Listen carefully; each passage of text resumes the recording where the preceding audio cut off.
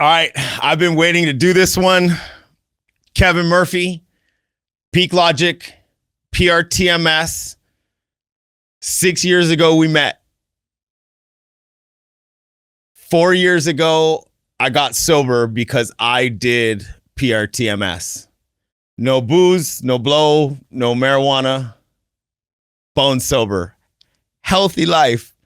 If you go back and watch the original content from this channel, you will see my round face. Today, I live a healthy life. I live a happy life. Not only that, my family, my 7-year-old son, PrTMS. My 12-year-old daughter, PrTMS. And I'll never forget the day I looked up at you from the chair. And you always just patted me on the shoulder like, shut up, dummy. But I asked you to treat my wife because you were tuning my brain and I felt like a superhuman and I was worried about leaving my wife behind. And you looked at me and you're like, you're going to treat her yourself, Kyle. And I said, okay. And I did. She's probably done 200 sessions today, right? Yeah. I myself, they did the count, 440 sessions. I have done a handful, I would say a dozen sessions, Brainsway, other manufacturers. But PrTMS is always the one I come back to. I do feel, as you should, Kyle. I do feel when I do those other modalities that I'm off balance. Yeah. Right? Like, perfect, you hit this side, but come on, let's hit some more. And like, no, Kyle. So I always land back in the PrTMS chair with Kevin Murphy. What I want to say, besides updating this, because we have done this, I think this is the third time that we're shooting this. You are the #1 doctor on this channel. You are the most important doctor that's ever been in my life. When it comes to men in my life, there's Jesus Christ. There's my fathers. I have to put my fathers before you. But then there's Kevin Murphy. I'm very flattered you'd say that. And that is literally the pecking order of men in my life. So with that, I always praise your name. And everything you've not only done for me, but my family. And what you did for me trickled to my family in so many ways. But we've been able to help them in their own personal lives. And it's one of the biggest blessings in my life. I do have an Apollo chair at my house now. And so I wake up and I walk in there 4:30 in the morning and I treat myself. Yep. One question I do have for you, and I need you to answer because people ask me all the time and they think I'm just full of shit. Is there such a thing as too much PrTMS? Well, I would say the following. I was giving a lecture on this idea and was questioned on, wait a minute, I thought the standard of care is 60 treatments or 40 treatments, depending on what insurance pays for. And I said, that's what they're going to pay for. Doesn't mean that was the end of the therapeutic value. If we place patients on medications and it works, they don't go off it forever in some cases. So when my friends were saying, how many is too much? I would say, well, how much lithium's too much? Do you ever turn it off if it's working? No, you leave it on forever. How come we have to turn this off? Tell me what the reasons are when I give a electrical stimulation, your brain's electrical, why that should be turned off at some point. Or what is the number? And I don't think we know. I mean, I've treated myself 500 or 600 times. Okay. My son that way. I think it's like a tune-up. It's like physical therapy for your brain. And if you need it, you do it. If my knee's stiff, I have to go back and do physical therapy. If my brain's not tuned up, I go back and treat myself. I compare it to working out, right? If I work out and I get in great shape, but then I stop working out, I'm no longer in great shape. Yeah. I mean, I think you're going to retain a good amount of the benefit. About, I'd say 80% of the overall benefits retained, like semi-permanent. It depends on how you treat your brain. So patients ask me, how long will it last? I said, well, what do you plan on doing when you leave here? Yes. Do you want to go play football again or go do kickboxing and do UFC fighting? If you hit your head again and cause more injury, we're back to where we started from. So you got to change your behaviors too. Well, and that was one thing when I went through the first 40 sessions, right? Drinking and drugging the whole way through that first 40. You used to show up like, Cal, how'd you get here? Yeah, I was never under the influence besides marijuana, okay? To be fully honest. I was never drunk or coked out at your office, but smoking pot, yeah. And I did that the whole way through. As soon as I left, it was 20 days later I quit drinking and snorting coke. But then I realized in so many ways I had wasted that 40 sessions. And that was why I know I didn't waste it, right? Because it did get me sober. Yeah. Yeah. And I immediately got back in a chair and I did another round of 40. Now, obviously, most people aren't going to have that ability. And that's why I say don't waste that first 40. Yeah, I would say we take patients as they come. So if they're on medications, we treat them on their medications. Mm-hmm. If they're having, substance abuse issues, we treat them while they're doing that. That's okay. I mean, that's how they're coming to our door. And so I don't like to change two things at once either. So I'll oftentimes tell patients, don't change what you're doing. I'd like you to drink less or not do recreational drugs. But if you got medications on board, keep those. And then a week or two in, as the brain waves start to change, that same self-medication, sometimes that same prescribed medication doesn't work anymore. It's now going to cause an antithetical effect. Because the opposite of what you're trying to achieve. Well, think of this. If I tune the brain up and I wake up your neurons and they're going faster, and I needed speed to wake them up before, and now I'm faster without speed. Mm-hmm. And then I add the same, amphetamine speed to a system saying, wait, we're already awake. Why you give me that? Yeah. I needed that when I was sleeping. Yeah. It already woke me up. Now it creates anxiety. So the same pill causes a different effect. And this is how you change addiction. You fix addiction by making that temporary benefit you're receiving no longer be a benefit. If I don't get the same rush or high out of that need to sort of fix my brain chemically, yeah, then I don't self-medicate. Uh-huh. Matter of fact, I'll start to take things I used to use and they don't feel good anymore. I don't like how that makes you feel anymore. Right? You feel horrible. Yeah, I mean, if you're tuned up and then you do anything, it takes you out of that nice tune. It makes you feel worse. Yeah. Yeah. And that's literally what happened to me and what started the shift. And I mean, there was people that did not believe that I quit drinking for at least 6 months because number one, I didn't go through any DTs or anything like that. And at the amount that I was consuming on a daily basis, people were like, knock it off. Yeah. Is there anything to PrTMS with that? I've always wanted to ask you that one.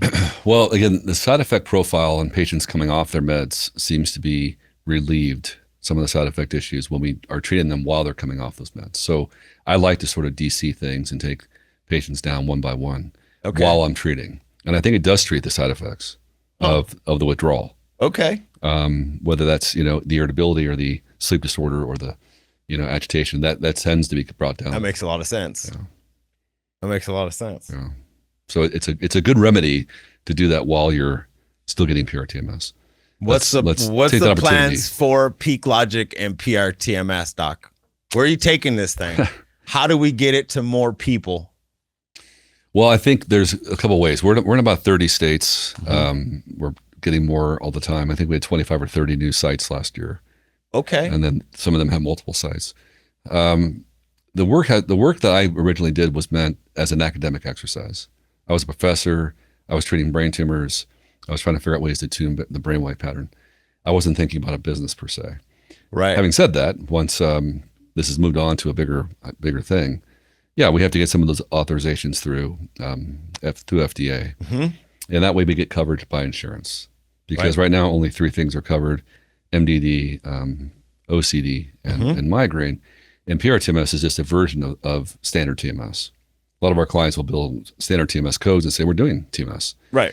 We're also treating other areas and changing frequency, and which is a dose adjustment, which doctors can do.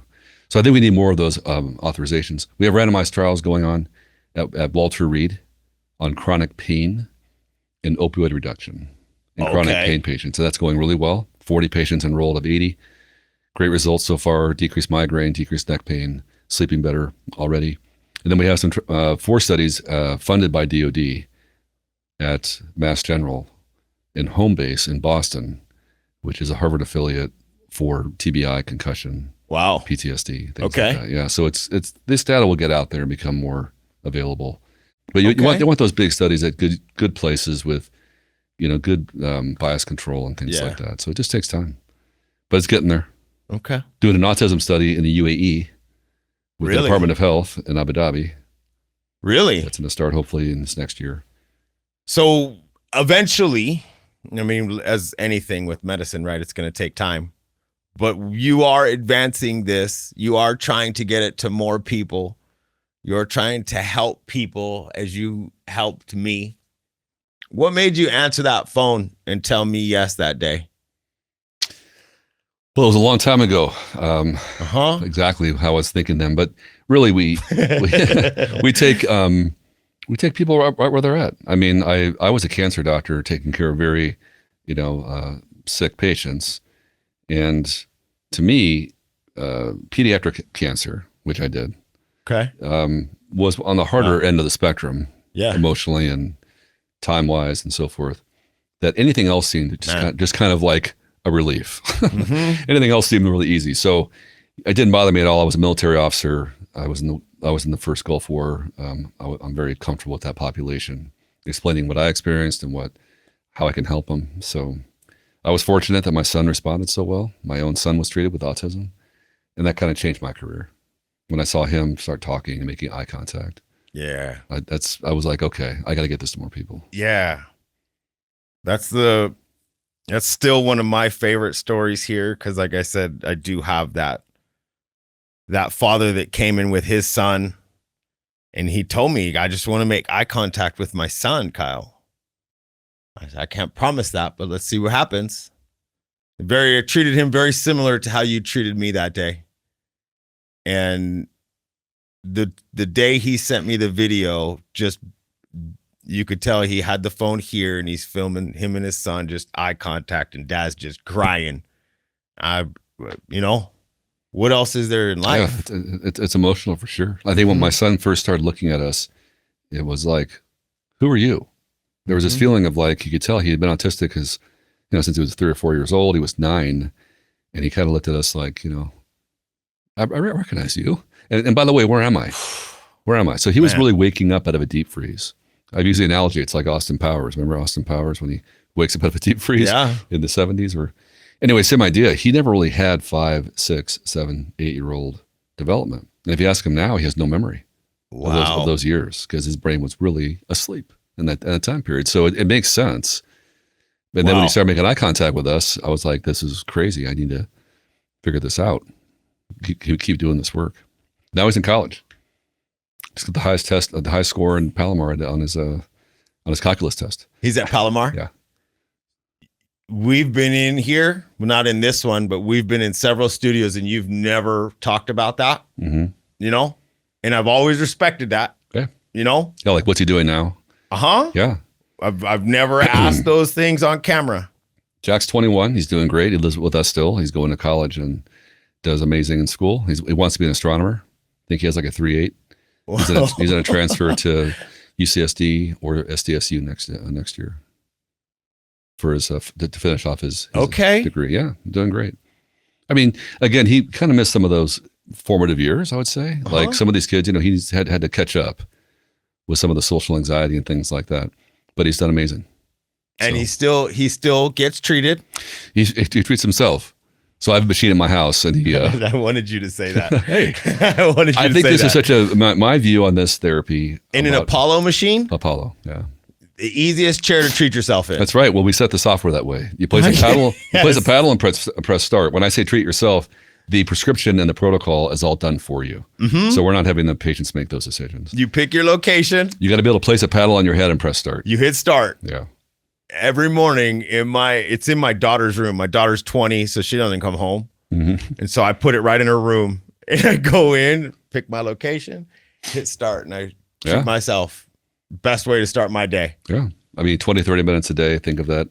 So I think one of these days it'll be smaller, more nimble, and you'll see more and more access. Right now it's hard to get into clinics and get treated. It takes every day, 5 days a week, and that's a hard thing for patients. It is. So. When maintenance comes up, though, what's that looking like? Depends on the case.